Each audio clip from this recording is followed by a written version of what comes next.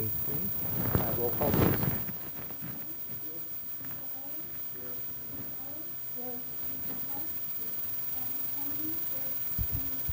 Here. Mr. Martin? Here. Mr. Negrete? Absolutely here. Here. We heard you, Mr. Negrete. Thank you. Can we all rise for the pledge of flag, please?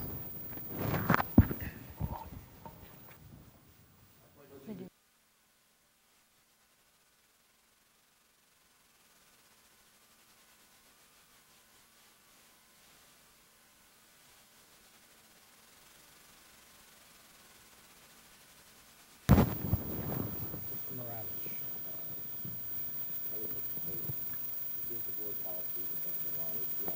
For the pub, there's two opportunities for the public to address the board. The first is on agenda items, which is immediately before the agenda. The second is on that non-agenda items, which is at the end of the meeting. Pursuant to board policy, it is a three-minute opportunity. It is not question and answer, but is an opportunity to provide the board with information on issues that are or may come before it. Thank you. Are these non-agenda? Are these Yeah, these are non-agenda? Okay. We have several presentations before we get started with the rest of the meeting. I'm going to turn it over to Dr. Fadley for a special announcement with one of our principals. Thank you, President Wolf.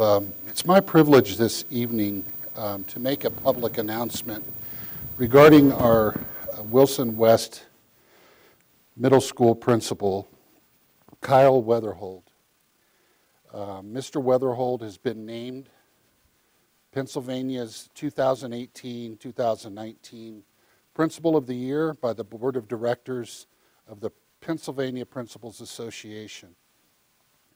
This is a very prestigious honor, and an honor that requires Mr. Weatherhold to submit an application to a panel of judges who select the Principal of the Year from all of those across the Commonwealth of Pennsylvania. As a part of his recognition, he will also be submitted, his name will be submitted to the National Principals Association for inclusion with the other state winners for competition for the 2019 National Principal of the Year.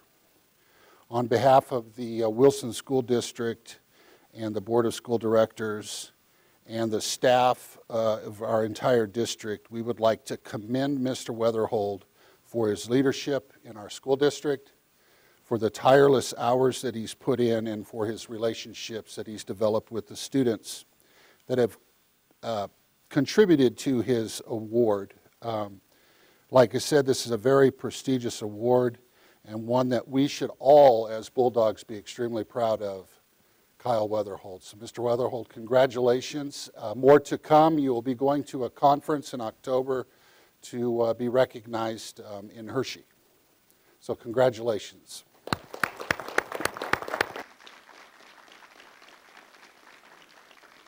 A few words. We're going to call you up anyway. So let's say a few words about this. Thank you, Dr. Fadley and board members. I've been telling everybody when they email or see me around the community and congratulate me, I say the same thing. It wouldn't be possible. I work with a great team every day, from the teachers at West to the students and parents and the greater Wilson community. I mean, there's no better place to work and be a part of. So I thank you again. And the honor really is shared with the entire Wilson community. Appreciate it. Thank you. I expect a response like that from you.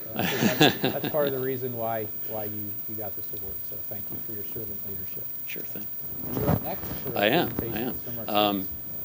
It is my privilege to congratulate and honor tonight I have two students, if you guys want to come on up. This is Aiden, right? Yeah. And this is Jacob. And they are part of the winning team. Well, what category did you guys win at the counties? Most educational? Yeah. Best educational value award.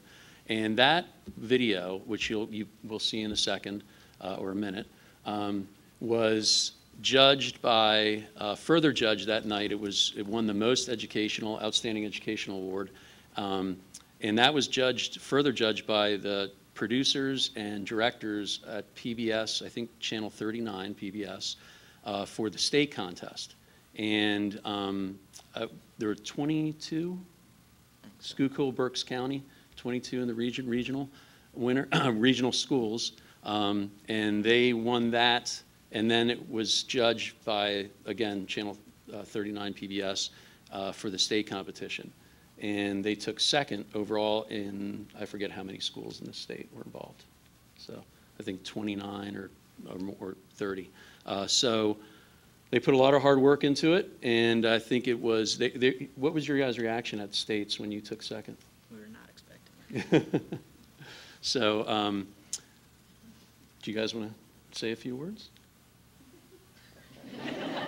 And now's your chance. You got the mic. You got the whole board here. Got parents behind you. I wish they were this quiet at school. But again, the trophies are right there. The county one is the one right there, and that was made by the machine shop kids at BCTC. So, and then the state one is to Dr. Fadley's left. So, and I want to give additional. They're not here tonight, but Maddie Green and Katie Dallas were also part of the team, and then Dr. Frank Reese and Miss Belinda Davidson were also the faculty advisors for the team. And now I think you go on to the national competition. No, I'm just kidding. So, big round of applause for.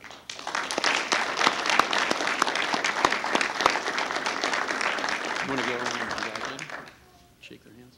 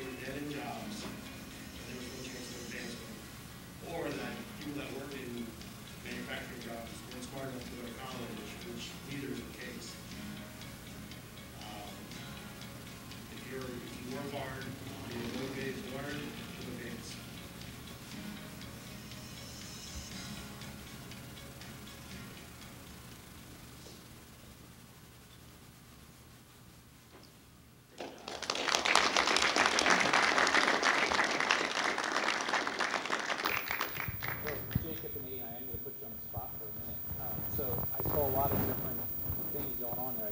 I saw some physical labor, I saw robotics, I saw some chemical things going on. What impression did you have of that whole process? Was there anything that you thought maybe would lead to something you'd be interested in the future, or can you give your comment on that?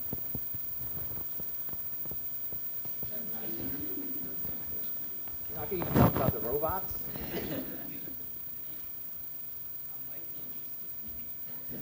What part? Designing them, or?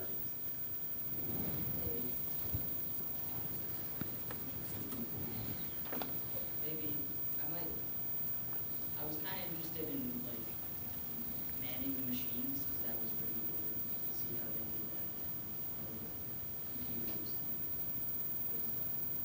It's like playing Xbox, right? Great, thank you. Great job with the video. And Mr. Wolf, I'd like to add that Jacob's sister, Nora, was the voice in that. Great job. Professional voiceover. Nora, yours went great.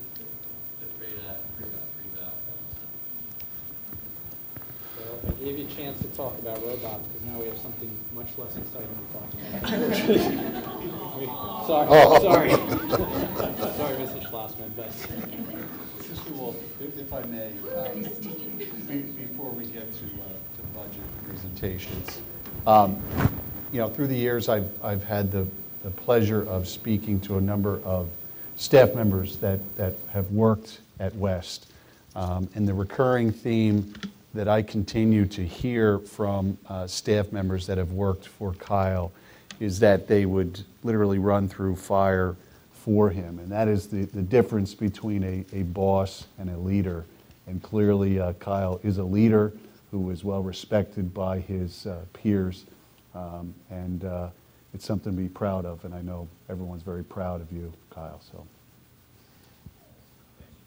Add to that, not just the staff and people who work with, but the students. I have a daughter that went through school. Kyle was there. I think the students I always see it just love him.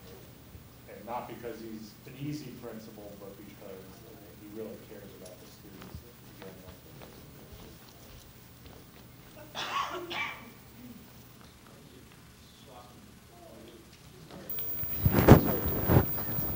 The board introductions. 30 seconds? You're good. Okay.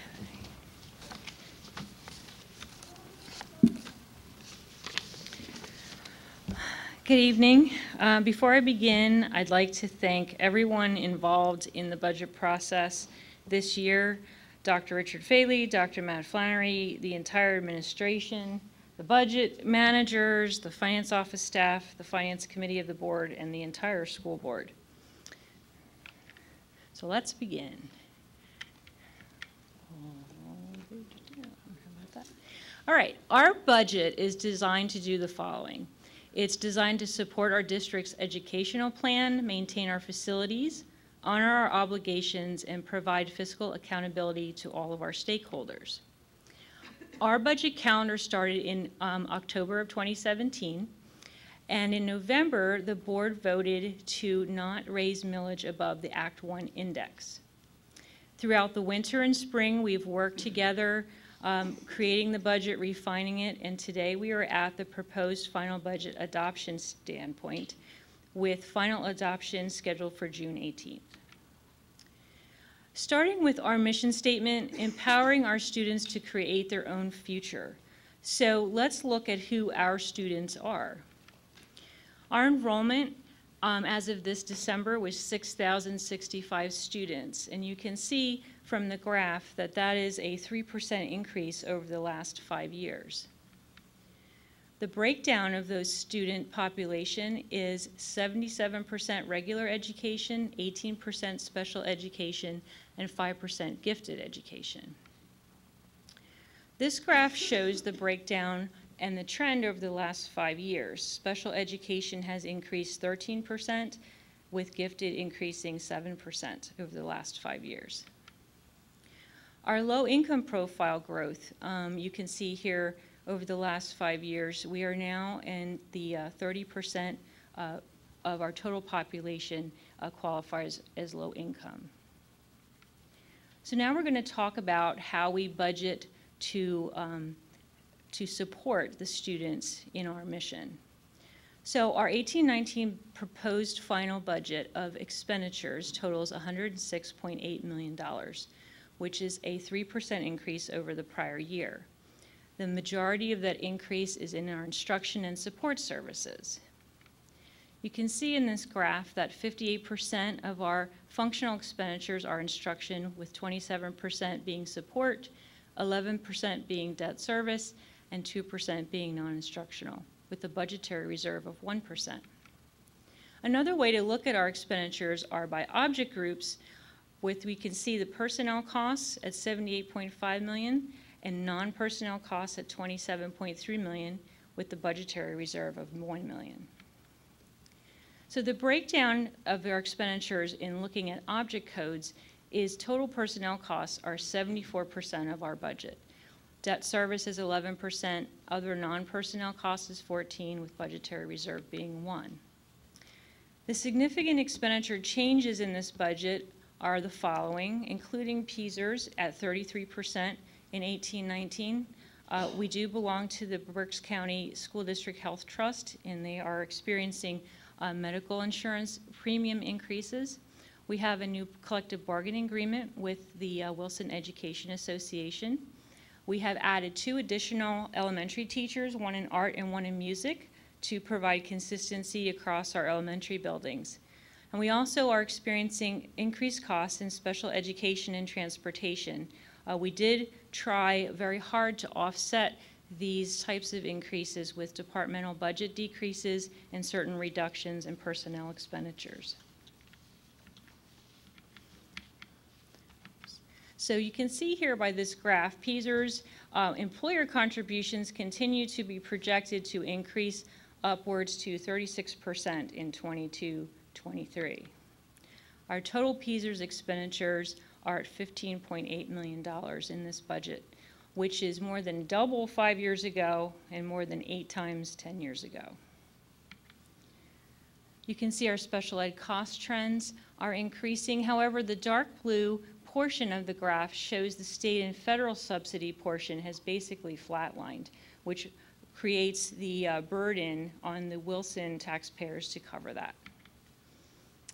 Across the county, how are we doing with our special education costs? And this graph shows that Wilson is spending $13,000 per student, with the average of $14,150 across the county. So we are below the average. Our transportation costs are also trending upward. This particular budget includes $0.3 million of capital replacements for our fleet. And you can see here on this graph again, the navy blue portion shows the state subsidy and how the majority of the cost is on the Wilson share. How are we doing across the county with transportation? Most districts now outsource their transportation. Wilson still has its own fleet. And you can see that, or maybe not because it's very small, that Wilson's percentage of transportation expenditures to total budget is 3.6%, where the average across the county is 4.8%. This is another way of looking at it, that our per student cost in transportation is $479. The average is $707 across the county. Our total debt service over the next 8 years is $82.4 million.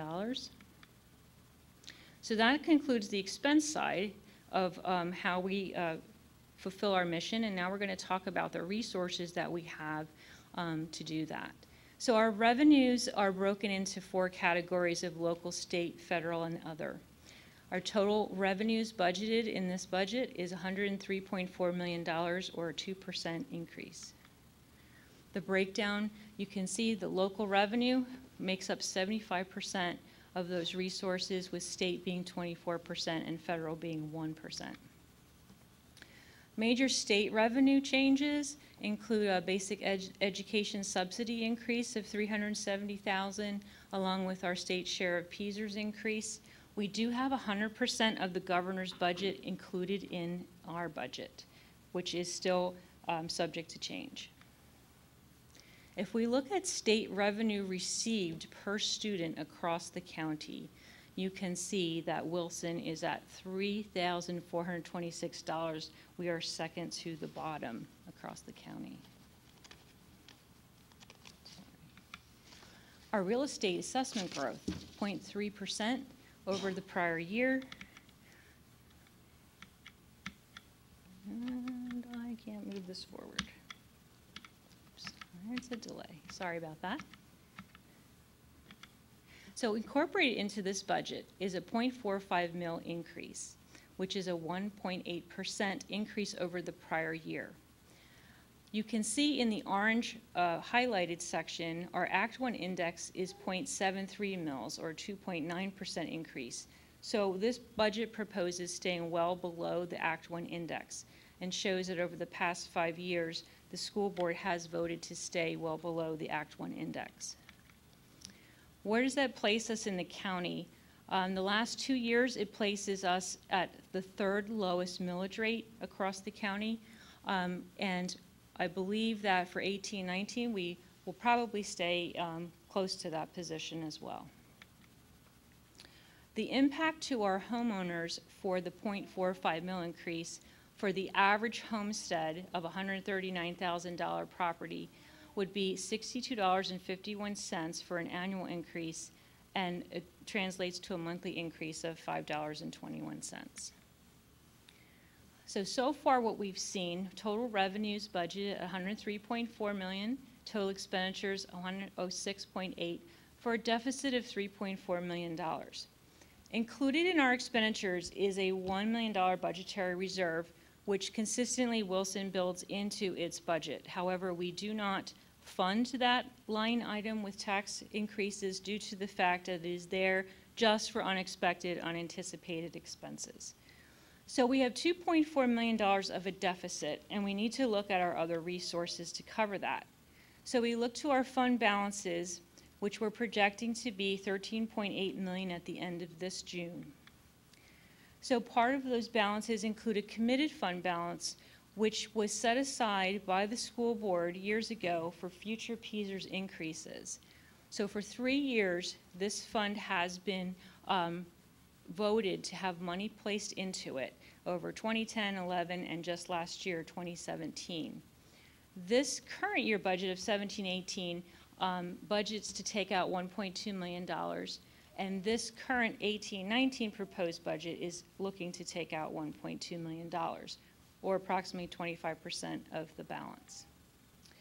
We're also looking to propose taking $1.2 million out of our unassigned fund balance.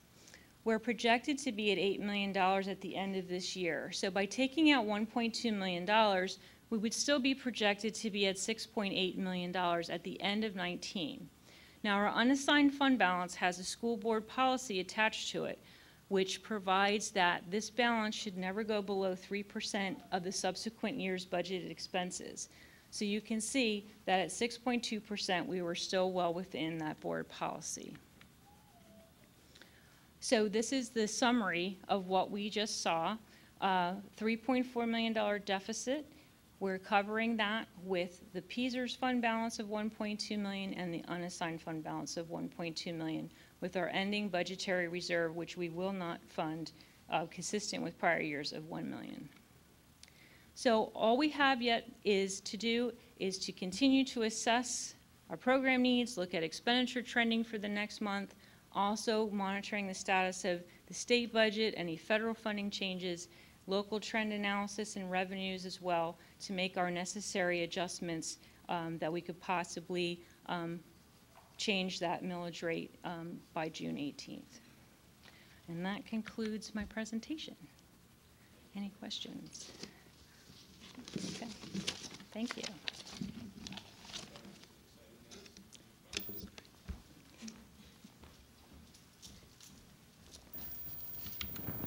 Just an announcement that we did hold executive session prior to the board meeting to discuss a few personnel issues. You already handled public participation, correct? non-agenda items, correct? Ms. Carroll, they're all non-agenda items that people would like to speak to. Okay. All right, so moving on to approval of the minutes, looking for a motion for the approval of the minutes. Mr. Martin, thank you. Ms. Ellis, second. All in favor? Aye. Opposed? Motion carries. Payment of bills, Mr. Martin. Yes, Mr. President, I submit for the approval tonight, bills in the amount of $1,376,061. Thank you. Second. Mr. Earl, thank you. That is roll call, please. Mr. Case? Yes. Mr. Ehrlich? Yes. Ms. Ellis? Mr. Hart? Yes.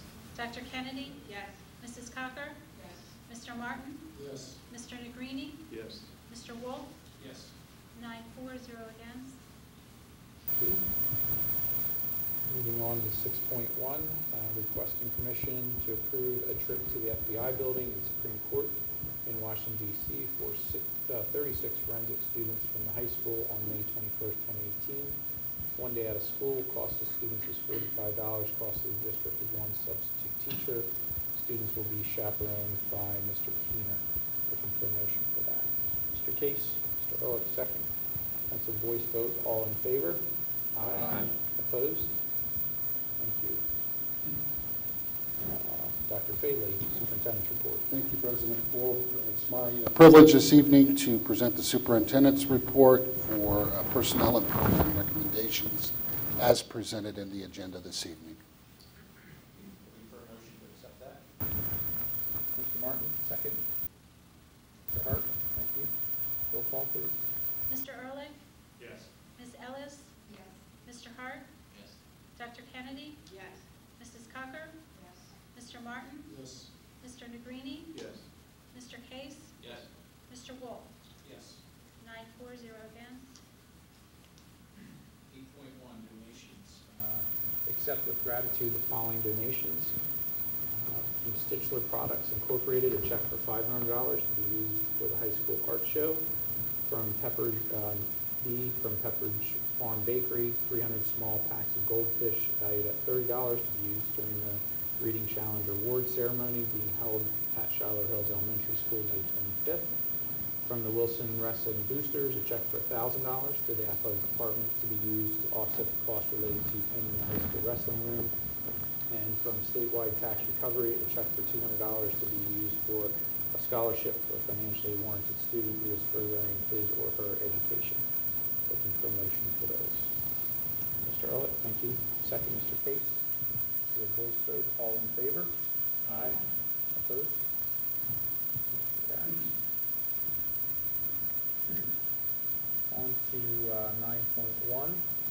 Looking for a motion to request approval to authorize the appointment of Jonathan Stenger to principal of Green Valley Elementary School, to salary of $106,940 per year, effective July 1st, 2018. 9.2. Request approval for the $250 signing bonus for the following child care employees per the 2015 approved criteria available to newly hired child care staff who work at least 180 hours over the first 3-month period. And that's Jillian Brown, Teresa Gallen, Teresa Sambata, and Sanjita Shah. 9.3, request approval to compensate Marianne Reed at $242.02 per day for reading specialist services at Whitfield Elementary from May 1st to the end of the 17-18 school year. And the last one is approval upon recommendation from curriculum, authorized payment of a $750 stipend for organizing the Building Bulldogs program to the following: Caitlin Umberger, Suzanne Wales, Nancy Snyder, and Angela Mitzsteifer. Looking for a motion for those items. Mr. Case first. Second. Ms. Ellis. Any discussion? Okay, looking for a roll call, please. Ms. Ellis? Yes. Mr. Hart? Yes. Dr. Kennedy? Yes. Mrs. Cocker? Yes. Mr. Martin? Yes. Mr. Negrini? Yes. Mr. Case? Yes. Mr. Ehrlich? Yes. Mr. Wolf? Yes. 9 for, 0 against. Thank you. And I think we have Mr. Stenger with us here tonight, if you want to stand up and be acknowledged. Thank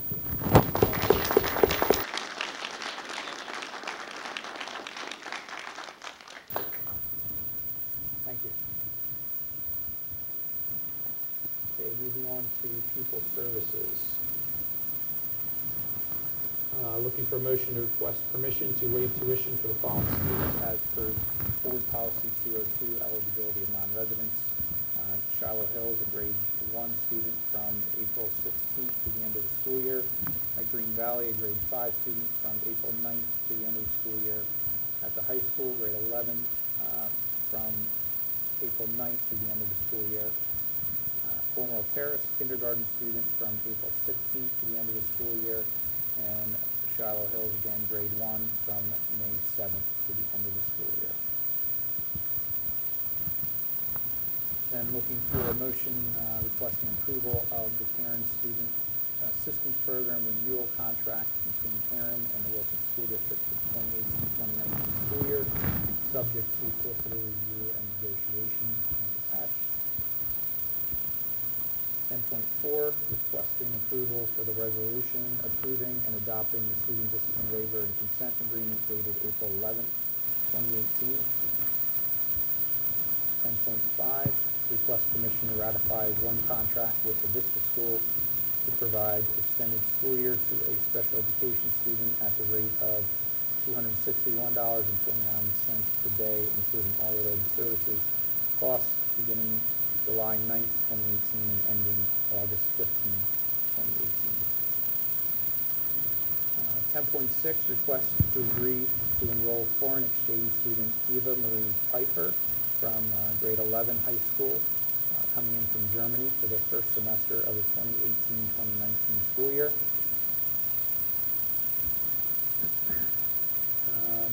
10.7, request permission to approve the adoption of the settlement agreement and release to directly pay the Janus School tuition and fees in the amount of $37,170 for the 2017-2018 school year and up to $39,530 for the 2018-2019 school year, and to fund the student's tuition in the amount up to $101,500 for the Janus 2018 summer program, and up to $1,600 for the Janus Summer 19 program, plus transportation to settle and comprise all claims raised by the parents of the special education student, and to authorize the board president and secretary to execute the agreement on behalf of the district.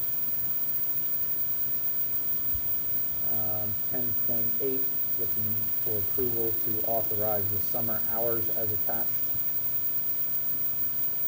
I believe that is it. So do I have a motion for 10.1 through 10.8? Mr. Hart, thank you. Second. Ms. Ellis, thank you. Roll call, please. I just want to point out 10.3, I believe we didn't mention that, Capstone Academy. Oh, I'm sorry. Let's go that one. 10.3. Request permission to ratify 3 contracts with Capstone Academy to provide PSY to special education students at the rate of $430.66 per day, including all related service costs beginning July 9th and ending August 10th, 2018. Thank you. Any discussion from the board on any of these items? Roll call, please. Mr. Hart? Yes. Dr. Kennedy? Yes. Mrs. Cocker? Yes. Mr. Martin? Yes. Mr. Negrini? Yes. Mr. Case? Yes. Mr. Ehrlich? Yes. Ms. Ellis? Yes. Mr. Wolf? Yes. That's 9-4-0 against. Thank you. Under operations, we don't see this often, but we're looking for a motion to request approval of the change order in the following contracts. The field turf, a decrease of $4,700. The percentage to date, the change orders to the Southern Middle School track project is 0.637% of the total original contract amount. Looking for a motion for that. Mr. Green, thank you. Mr. Ehrlich, second. Roll call, please. Dr. Kennedy? Yes. Mrs. Cocker? Yes. Mr. Martin?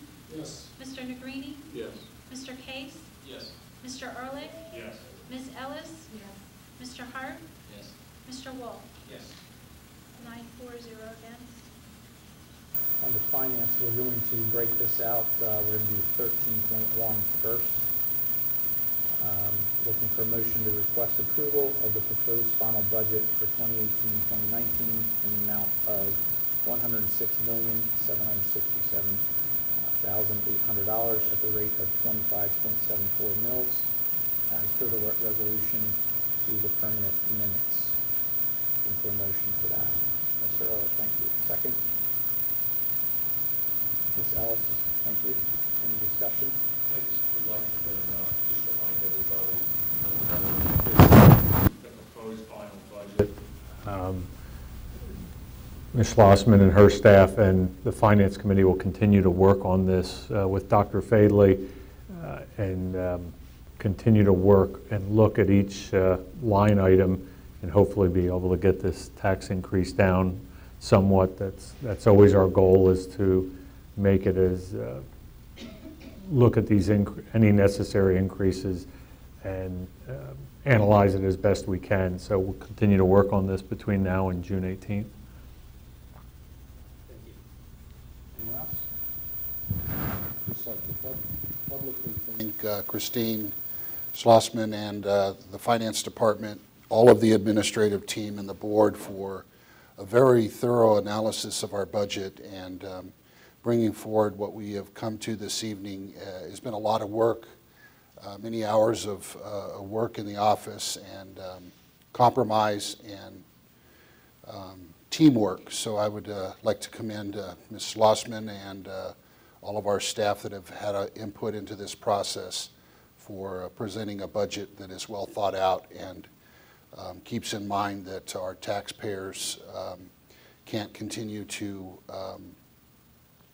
have taxes go up and increase at a significant rate. So we've been mindful of that in keeping with the pattern and the precedent that has been set in previous budget approvals. So thank you very much. Just to not only second that, but also note that if you notice, we're continuing to look 5 years out as well, because the future is not real bright when it comes to the revenue side versus the expenditure side. Some of these things that are out of our control at the state level are not getting any better.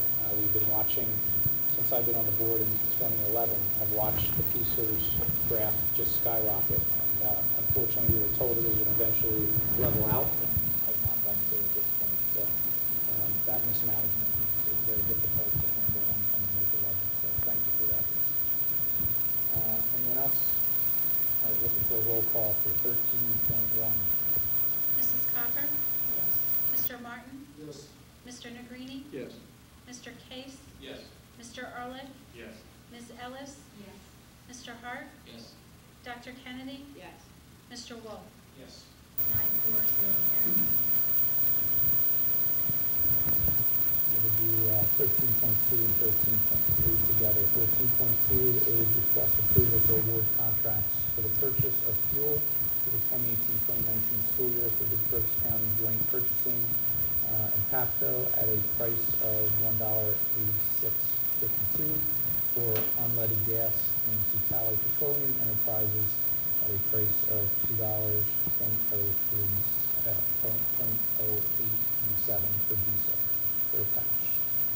13.3.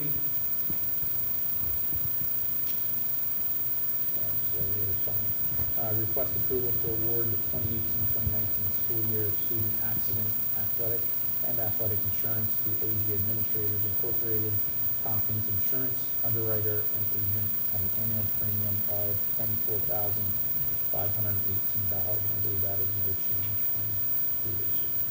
So looking for motion for those two. Mr. Earl, thank you. First, Mr. Hart, second. Thank you. Roll call, please. Mr. Martin? Yes. Mr. Negrini? Yes. Mr. Case? Yes. Mr. Ehrlich? Yes. Ms. Ellis? Yes. Mr. Hart? Yes. Dr. Kennedy? Yes. Mrs. Cocker? Yes. Mr. Wolf? Yes. 9-0 again. Thank you. Curriculum and staff development. 14.1, request approval of the 2018-2019 Reading Area Community College Wilson District Dual Enrollment Agreement as attached. 14.2, request approval of the 2018-2019 DCIU driver's education behind the wheel agreement as attached. And 14.3, request permission to approve the 2018 summer school brochure as attached. Looking for a motion for those three. Mr. Case, thank you. Second. Mr. Earl, thank you. Any discussion? Roll call, please. Mr. Negrini? Yes. Mr. Case? Yes. Mr. Ehrlich? Yes. Ms. Ellis? Yes. Mr. Hart? Yes. Dr. Kennedy? Yes. Mrs. Cocker? Mr. Martin? Yes. Mr. Wolf? Yes. 9-4, 0 against. Moving on to policies, we're going to break this out as well. First, we're going to do 19.1, which is a request that the board accept the following review of the following policies. Number 130, homework. Number 137, home education. Number 140, charter schools. Number 147, advanced placement programs. And number 201, admission of beginners. Do I have a motion for that? Sure. Why don't we do the motion and then we'll do that. So a motion for those. Thank you, Ms. Stopper. Ms. Ellis. Thank you. Go ahead. Correct. Thank you. I'm looking at the homework policy. I looked at it, and I don't feel like it reflects best practices. It doesn't reflect current research. It reads like it came from 1955. I think we need to be a much more progressive district in our stance on homework. The research shows, and over again, that it does not do any of these things for the elementary school other than the nighttime reading. It does show gains for middle school, and it shows more gains for high school. This just is not best practices when it comes to homework. Those of you that are on that committee, do you have anything to add? You should be able to. Just click on it. So we formed an ad hoc committee just to review all the policies, painstakingly review every single policy on the Wilson School Board, like hundreds. So currently we're in the 200s, and we just read through each policy, decide if, first of all, if it's current. Some policies haven't been reviewed since 1995. So there are a couple in there that are not up to date, and some of them are specific to Wilson that don't really need to be in existence anymore, but most of them are connected to law. So where you see the blue one, if you click on that, it actually, and it has the legal code on the bottom. It is directly connected to has legal backing.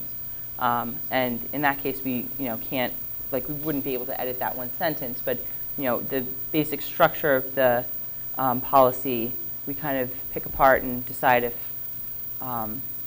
it still pertains to our district. So this was a while ago. And I would just add, while we're reviewing policy, you don't want to get locked in on a policy where you have to trust the teachers to give homework, if I could finish. And one of the things, if you look at the policy here, would you argue with any of these? Yes, because number one is not true. Research shows it does not improve student understanding of a subject matter. Overall. You can mansplain that to death, but it doesn't happen. Number 5, encourage parent and guardian, that you can do that without assigning homework. Many times the kids who struggle the most with homework have a negative parent-guardian interaction with homework, and that forms negative opinions of school. And I'm talking just from an elementary perspective here, where I have a lot of research in this area, and where it says be used for positive learning, not for punishment. The kids who come home and do their homework in 30 seconds, it's a waste. The kids who struggle are, again, those ones that are having those negative interactions. I would say the research just doesn't support it. I would say that there's policy and there's administration of the policy, and there may be two different conversations. But with regard to policy, you have to kind of keep it open. We're not going to have a policy to say you can't have any homework. But don't you think that our policy should reflect best practices? That might be the administration of the policy. I mean, if you had something to word and you wanted to share it with the policy group, that would be I'm just voting no, so great. I'm just Okay. putting it out there. I don't think it's a progressive The way I read policy. it was fairly open-ended. It's not saying that any teacher has to assign homework at any given time. We're leaving it up to our professionals to decide what's appropriate for that grade level, that subject, that student even. I didn't read it as something that this has to be done every night. Yeah, I thought it was fairly open-ended when I read it. So, Dr. Finney, is it your position that our policy for elementary should state That homework shall not be given? No, I just think that you shouldn't have something that's not true up there. The first statement is the purpose of homework is to improve student understanding of subject matter, and we know research says that doesn't happen in the elementary buildings. And I think that many, many progressive districts have taken the stance that they have said, we are not giving homework anymore. Do I think we should do that? No. I do think we should leave it up to the teachers, but I think we have to have truthful things up here, things that are... Well, there's a difference between whether or not the results show improvement in student understanding as opposed to what the policy states is the purpose of whatever is sent home being to improve student understanding. And I think I understand where you're coming from in terms of what the research may or may not suggest, but again, the purpose of this policy is not to be counterproductive. I think it's being looked at to try to be as productive and as focused as need be, depending upon the subject matter and the teacher issuing the homework. I think we should encourage our teachers to use homework as judiciously as possible because it is counterproductive in the elementary schools. But secondary setting. Yes, it's different story. Yeah. With this being a little bit more open and open to interpretation of that teacher, I understand what Ms. McGreedy said. Just saying if you are going to give homework, it should be with these things in mind, that it should help reinforce a subject matter. Giving a kindergarten student homework may not really be effective, so maybe that teacher decides that we're not going to do homework on that. But I know, especially subjects like math, where you have to do repetitive with equations and things like that, I think there is some value with that in the secondary level.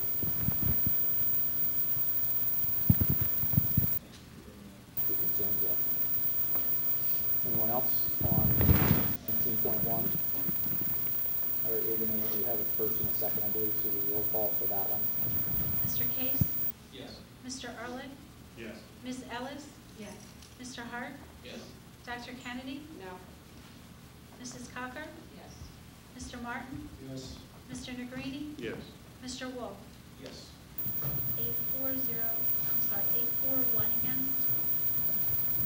19.2 is requesting the board repeal the following policies: 109.1, which is learning resource materials challenges reconsideration, and 129, marching band. I believe we'll do a motion here, and then we can open up for discussion as well. So a motion for that one. Thank you, Mrs. Cocker. Mr. Case, does that committee want to comment on all of that? I assume those are just things that are kind of outdated and not relevant.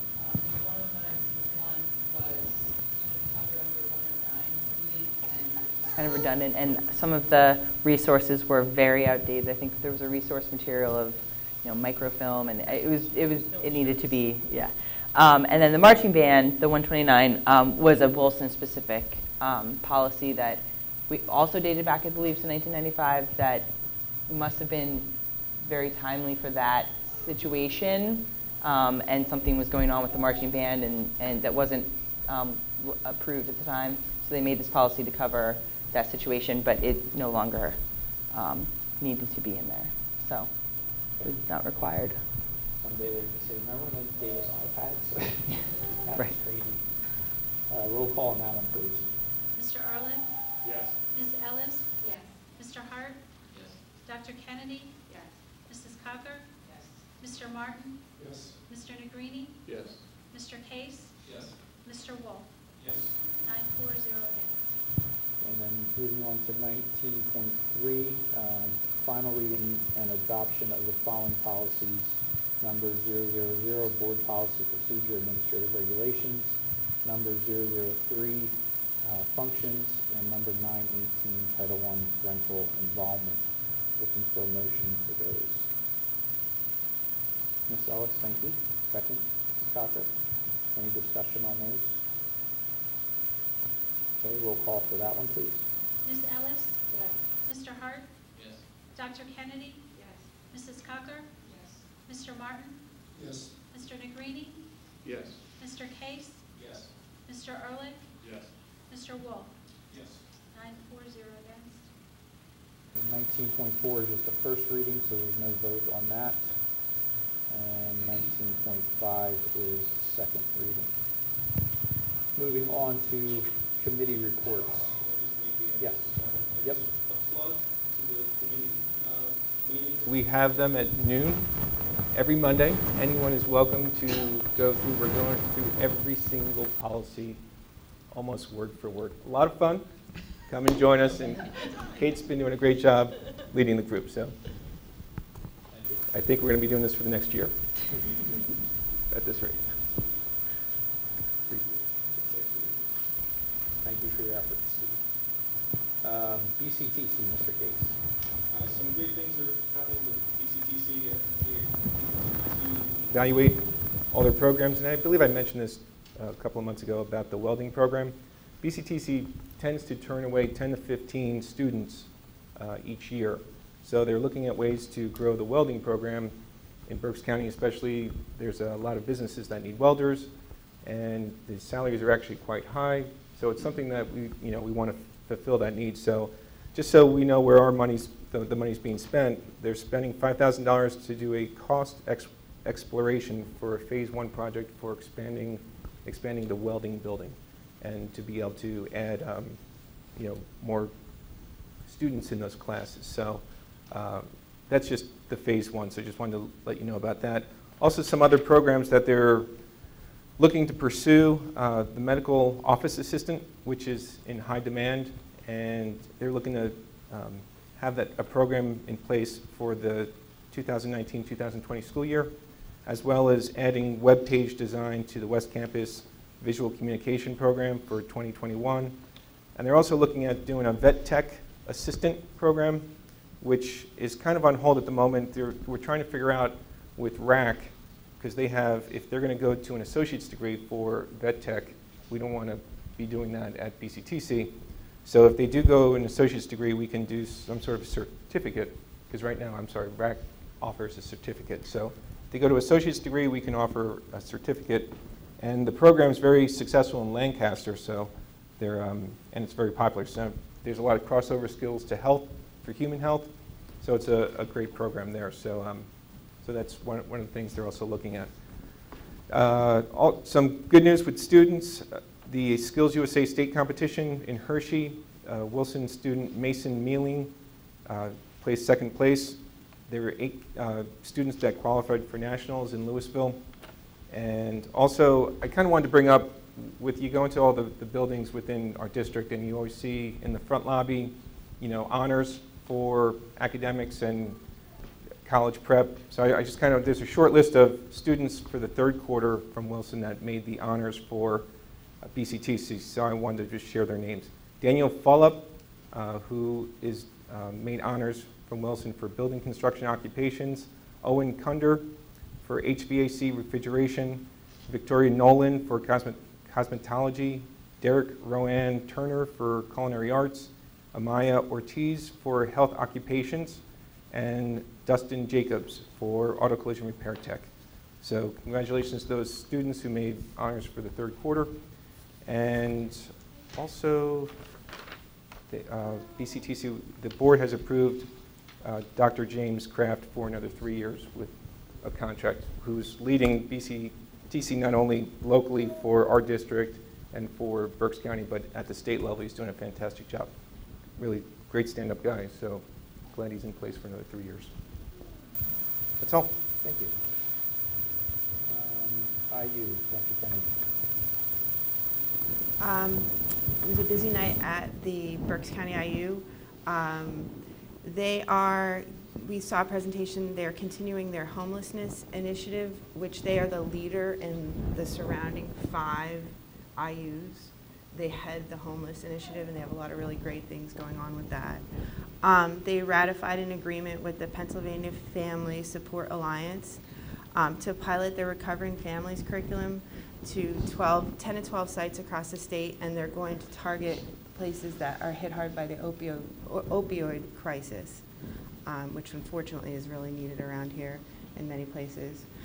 They received bids for joint purchase of fuel, which we participated in the other part of our agenda.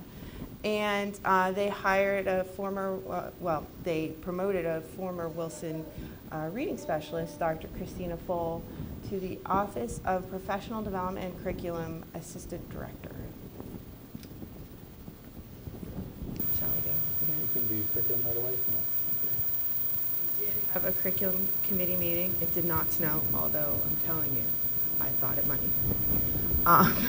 The curriculum committee discussed, we spent a lot of time discussing the location of the 6th grade camp, and we ultimately chose to stay with Camp Swatara. We did discuss ways to improve attendance at 6th grade camp, especially in the southern attendance area. We discussed a new STEM initiative that's happening in the middle schools right now. I don't know if Edison said something to you, but the kids are loving it. They're stranded on an island, and they have to give each other jobs, and like Cooper was like, no one died today, and I was like, way to go, buddy. Like, no one died. So the kids are really liking this. It's really interesting integrating all the subject areas into the STEM project. Then we also discussed the summer course catalog and ways to keep costs down for Wilson families who are interested in taking summer classes for remedial or for advancement reasons. That's it. Berks EIT, Mrs. Fossman, okay.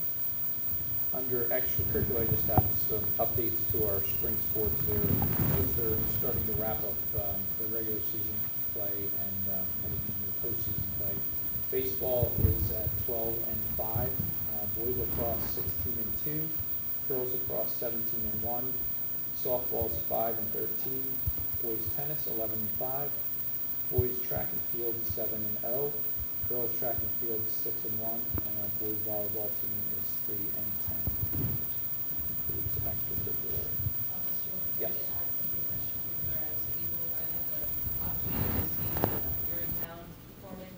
It was amazing. It was funny and smart, and really, I really enjoyed myself. I went by myself because I have small children, so babysitter on a Thursday night wasn't going to work. And I was just kind of giggling to myself in the audience, so I just kind of had to look around and make sure nobody was watching. But it was amazing. So I just want to say congratulations to anybody involved in the Urinetown production. It was very impressive. Thank you for bringing that up. Facilities, Mr. Green. Mr. Yes, we met this afternoon, and as Christine went over the budget for the next budget year, we discussed a number of items, one of which was our ongoing discussion of food services, and Carol Gilbert, who is our consultant in that area, made a presentation on the steps that have been taken so far, where we stand, and pleased to report that it seems that we've stemmed the tide, and although food services is certainly not profitable, it's not continuing to deteriorate. I think she has some good ideas on some additional changes that need to take place, but it appears that we're on the right track with food services, and obviously is a large area of the budget for the Wilson School District. So we are planning, hopefully, next meeting or the following meeting, we'll be presenting the budget for food services. We also looked at some proposals for debt collectors. Unfortunately, with the new student accounts and how they're handled for meals, are suspicions or our fears have been substantiated, and the dollar amount of food service accounts are rising rapidly. So we are looking at engaging a debt collector to begin collecting some of those accounts, unfortunately. We also discussed the Lower Heidelberg Township building. We have River Rock Academy in that building. I think that's been a worthwhile endeavor for us and hopefully for River Rock, and looking at some terms to extend that agreement. And as we talked about with the budget, we're presented the 2018-2019 budget, and you sort of hinted at this. I hate to say that this next budget is the easy one. It's from here on out with the new collective bargaining agreement, special education, the lack of funding increase, I would say, there's the increasing PSERS costs. The next few years are going to be very difficult. We're going to have to continue to look at ways to tighten our belts, increase revenues, all those types of things. So the next few years are going to be extremely difficult for this district and many others. That concludes my report. HR, Mr. Hart. Okay. Legislative, Mr. Mark. A couple things. First of all, it looks like the budget's going to be fairly mundane because it's election year, so I don't anticipate much controversy with the budget. A couple things of interest, though, and Ed might know this, but Pennsylvania is experiencing really a problem going future with trades and technical school students. There's not enough to replace the people that aren't going, businesses aren't picking up the required students. So 7 bills were passed by the House to improve students' ability to get a career in tech education. It ranges from tax credits to businesses to mandatory presentations to students through 4th through 12th to get them thinking along other lines than just a traditional college education. Because we are going to be in trouble. You won't be able to get certain, plumbers, electricians, some of these trades are going to be hard to find. So that's what's passed by the House. It needs to go to the Senate. Of course, the Senate will modify it to some degree. So I thought that was interesting because I've known it for a while that we've had a shortage of these folks coming up in the next 5 to 10 years. So they're trying to take a closer look at that and try to encourage students that may have other career paths chosen other than college to look at those fields. There's also 2 of the House Representatives, Hahn and Brown, have proposed a tax relief package that should be coming in through, I would think, through the House committee soon. It's similar to let's put it this way. There would be a tax, personal income tax would rise 1.7%. Those funds would go into a big pool, and they'd be allocated to the schools on some type of formula. Schools would still be able to do taxes increases, et cetera, but you could abate if there was enough money up to 100% of the taxes. So it's going to be interesting in concept to see how it goes. It's a departure from House Bill 76, which was, failed. I shouldn't say failed. It was 50-50 vote, and the House, I guess the Vice President and Lieutenant Governor vetoed it, which put that to bed. But I think there's being a tax year, there could voters year, I'm sorry, election year, try that better. I think there could be some movement in that area, and we'll see what happens. That's about it. Mr. Peters thought of something. I don't remember when I was part of that JOC, but did they ever do any type of job fair where they bring in DECA and give them an example of, hey, here's the type of job we have available, here's what the average salary is? I think they just had one last week. Yeah. Something that gives a realistic idea of what's at the end of the tunnel. ER. Yes, just wanted to share some additional Wilson good news. We've had lots of students get lots of great recognition. First, a group of 6th grade gifted students from Southern Middle School who are called the Batty Bulldogs. They were selected as finalists in the Philadelphia Zoo's Unless project, and the goal of this project is to help reduce electricity and water consumption. So the Batty Bulldogs opted to run a light bulb conservation campaign entitled Get One, Give One, And the campaign asked families to buy 2 LED light bulbs, one to install in their home and one to donate. And they just recently donated all of their bulbs as part of this project. So we want to congratulate the students, and they will be at the final ceremony on May 10th. Also want to congratulate students who performed exceptionally well at the PA BCIU Computer Fair. Edith Goppel took first place in designing the Computer Fair logo. Nina Alaya and Brianna Huber took second place with Recycling for a Better Future. Aiden Berger and Matt Crump took third place with Operant Environment. So again, we want to congratulate these students for their achievements. Students at Wilson Southern, Abigail Garcia, Alyssa Underwood, and Marjorie Romero excelled in the National French competition. Abigail and Alyssa received the Mention d'Honneur. I don't speak French, so I don't think I said that right. But Marjorie, this is amazing. She received a silver medal. She placed 6th in the nation, which is just amazing. So congratulations to them. And our FBLA members, high school members, performed exceptionally well. Abby White, Kylie Herb, and Caleb Erb qualified for the national competition in Maryland. To qualify, they have to place in the top 4 at the state competition. Abby White qualified in public speaking. She placed first. Kylie Herb placed first in spreadsheet application, and Caleb Erb placed third in spreadsheet application. And these students will be representing Wilson from June 28th to July 1st at the national competition, which is fantastic. Just a few items under public information. Just a reminder that art shows are happening throughout our district. Actually, tonight the high school art show opened. It's amazing. It's going to be open all week, so if you haven't gotten a chance to see it, please stop by. It's incredible. But we want to just recognize all of the amazing art students and our teachers throughout the district. So we did promote all of our art shows on our district website, as well as through social media and the Bulldog Blitz. So again, please stop by and just admire the amazing artistic abilities of our students. Reading Olympics, the 4th annual Elementary Reading Olympics is coming up quickly. It'll be held on Wednesday, May 16th at Southern. Doors open at 5:30, so again, join us for that amazing event. It's also always a great night to celebrate reading here at Wilson. And then finally, the Grandview Gallery is having an opening reception for its next exhibit, Bulldog and Brushstrokes by Jeff Strumhofer, which is on May 10th from 5 to 7:30. This is an exhibit collection by the 1994 Wilson High School alumni. So again, this will look a lot different on May 18th when we come back for our board meeting. I don't know about you guys, but I like when the art shows are going on in here. It looks kind of bare. So the next art show, again, is starting on May 10th.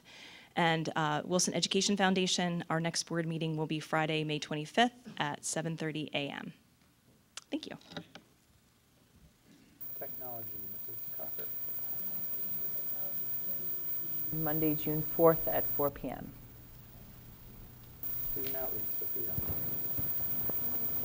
The AP exams, as you might be able to tell from the no electronic devices signs hanging up around. Next week, Keystones start. So that will be literature, biology, and some math.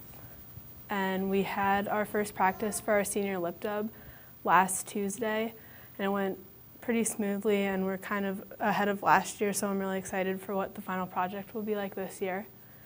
And this weekend was prom. Our theme was fire and ice, and the gym looked really good with all the decorations that our juniors did, and it was just a really fun time with everyone for like our last little hurrah before graduation.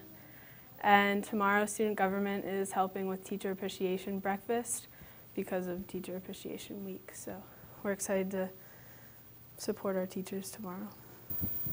That's all.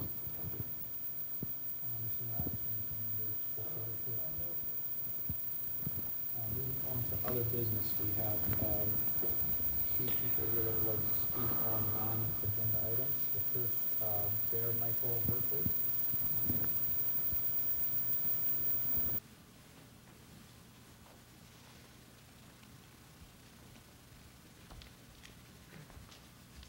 Okay, so he would like to talk a little bit about recess. What do you have to say about, and lunch? During lunch, whenever something bad happens, and we tell the lunch aides that... Slow down just a little. Do you want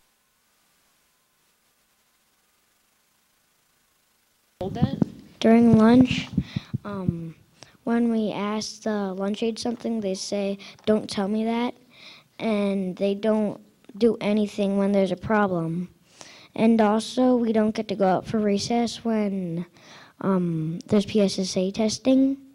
And sometimes when the autistic kids screams or does something, they make us go silent. So, okay, a lot of times the kids have silent lunches. They don't get hardly any recess. And so, in addition to the few minutes of recess that they do get, it's really hard for the kids when they have to do silent lunch. It's not always their fault, you know. There's a lot of kids in the cafeteria, and sometimes maybe, you know, there's like an autistic child who might yell or something, and it's not that child's fault. But they punish the rest of the students, and the students have to eat their entire lunch in silence then. They can't talk, and they hardly get any recess at all. It's like a lot of pent-up energy that they can't get out. And I think also that it serves to alienate the autistic children who may also have problems integrating. So as it is, it just kind of makes the regular kids resent them, maybe. Just something needs to be done about lunch. Do you get a lot of time for lunch? And when you're at Go ahead. and when you're at the end of the line for you don't get like any time to eat. There's hardly any time for them to eat. I think they get, how long do you get, 10 minutes for recess? No, 15. 15? Yeah, 15 minutes of recess is not. And we spend 5 minutes in the hallway. And that's like from the time they leave their classroom till like that's over, like the time that they're lining up and all of that, that's counted in the recess. Sometimes recess is taken away if you don't do your homework. You have to sit on the wall. The American Academy of Pediatrics is very much against that. The best research shows that recess is very important, and it should not be restricted for punitive or academic reasons. Little kids don't get any recess at all during PSSAs. They had to stay inside and be quiet. That's ridiculous. Those PSSAs go on for weeks, and he has to stay in his classroom. I don't know. And also, when we have to stay in our classroom for indoor recess, they don't let us talk or get up and play with any games. They make us sit at our seat and like color or draw. I had done some research to help him with his presentation. There is a wealth of information that shows that recess is necessary. Academic scores are improved, student focus is improved, behavior is improved. Children need more recess. If you just Google why is recess important, there's just study after study after study after study. A lot of schools are starting to do 45 minutes of instruction, 15 minutes of recess. It's just something that I think should be addressed. I hear about it from the kids all the time, and every time I volunteer in the classroom, the other parents and the teachers say that the kids need more recess, and they need a longer lunch. If you're at the end of the lunch line, do you get to finish your food? No. Sometimes we have to throw away perfectly good food. So. And also, the bigger kids who do PSSAs, they get to have extra recess. Well, that's okay. Is that all you wanted to say?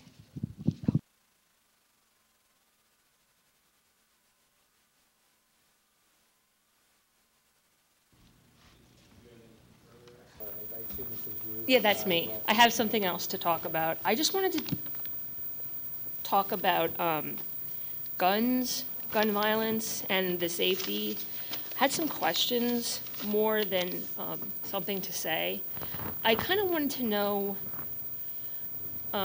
about what is the Wilson policy on intruder drills. I guess that's what they're called. From what I've heard, the kids just, I have 2 elementary school kids, so I can't speak to the middle school or the high school, but the kids, the teachers turn off the lights and lock the door, and then they hide in the closet. I don't ever hear that they're being taught to evacuate, under what circumstances they would evacuate, under what circumstances, how is it decided which classrooms will evacuate and which ones will shelter in place? Is anyone evacuating? Are they practicing evacuation routes? Because I don't hear that from my kids or my friends' children. Are all the doors in the school locked, even the side doors, or is it just the front door? What are the children being taught to do if they're in the bathroom when an intruder drill happens, if anything? Where on the website can I find the policy? How often do they have the drills? Is there a mandate, like a mandate? What data was used to come up with the plan for school intruder? What data was used? Were the plans made in conjunction with law enforcement? What efforts, if any, are being done to improve school safety? And if HB 383, which would arm K through 12, which would allow school boards the authority to arm K through 12, what would the board do?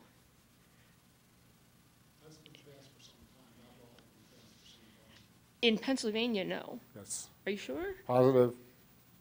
Okay, well, because It's up to each individual school district. Oh, I'm not supposed to. I did some reading about that, I'm and sorry. I thought that that was not, in fact, Moms Demand Action was talking about that. They made it sound like it was not. So what is I'll talk to you after we're done. going on?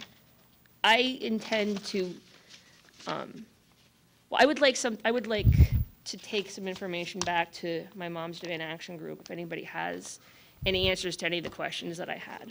Policy is that this is not a venue that we're going to go back and forth in, but what I will tell you, Dr. Long is here, if you want to come around, Dr. Long. See her afterwards, get her your contact information. We just got a whole update on every question you just asked, basically. Okay, Watch great. the presentation, and they are constantly, updating our safety procedures. So she can help you out with that information. And Okay. Dr. Fadley, if you want to give your information to Ms. Carroll, he can help follow up with, it's Spring Ridge, I believe, your son's at? Yeah, we're at Spring Ridge, but, I mean, it should be the same district-wide, right? Yeah, but you have a specific concern about something happening at your son's elementary school, right?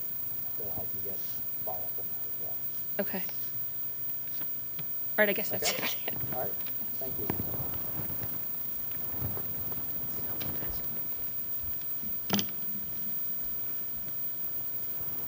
All right. Yeah, we have two other items. We have two board members this year that have students that will be graduating. So it's been the board tradition that we make them temporary board president for a period of time in order to allow them to sign their students' diplomas. So it would be a motion to request permission to appoint board member Becky Ellis as temporary board president for the purpose of signing her daughter's diploma. Do I have a motion for that? Mr. Green, thank you. Second, Mr. Martin. That's a voice vote. All in favor? Aye. Opposed? Congratulations. I'm out of here. Good luck. You're welcome. I think Ms. Carroll has a diploma for you to sign.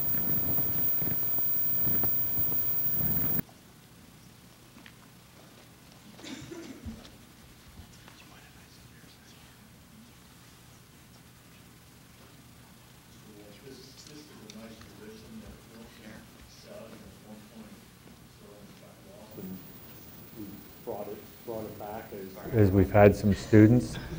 And I've actually, when I was board president, we had other districts notice it and had contacted me and asked, how do you do this? And it actually asked for our input. I think it's something nice that we do that you always remember as a board member that has a son or daughter that's graduating. I just think it's great. I'm glad we do. I'm glad we do it, and I think we should continue it. Great. So is she officially done now? I do the next one as well? That wasn't a very long vacation. Next, 22.3, request permission to appoint board member Brad Hart as temporary board president for the purpose of signing his daughter's diploma. I'm looking for a motion. Mr. Ehrlich, Dr. Kennedy, all in favor? Aye. Opposed? Congratulations, Mr. Hart. It means a lot to me. Well, if you didn't play the meeting's over, you're still president. Yeah.